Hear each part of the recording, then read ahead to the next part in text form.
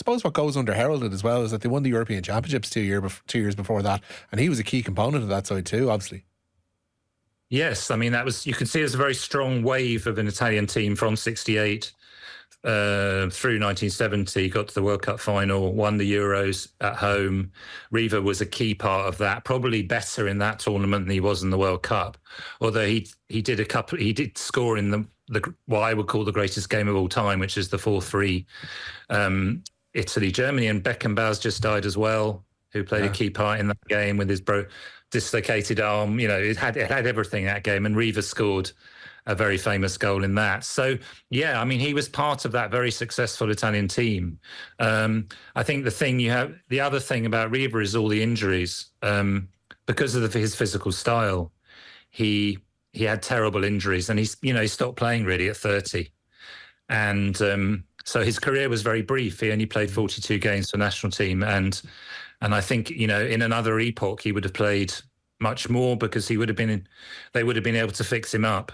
But those injuries really cost him an even greater career than that one. Yeah, we were. I was going to touch upon it with John Giles, who we were speaking earlier on in the show, to see if they'd cross paths, and I was doing a bit of digging to see. And obviously, Ireland had played Italy in a couple of Euro qualifiers ahead of 72, and it would have been that season, I think, when Riva was recovering from a broken leg.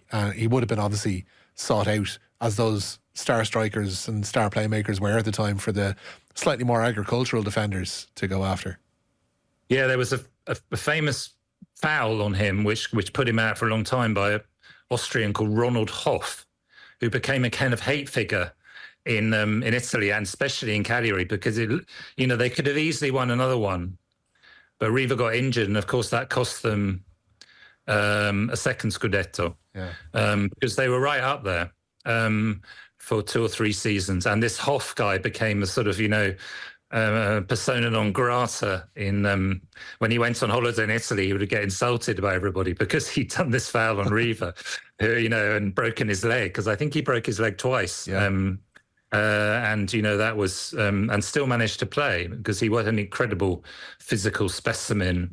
But that wasn't all of it. He just took his goals. I mean, they're so skillful as well. He had control. He had everything. And I think you can see that in the Italian press. I mean, front page news, and that's very rare.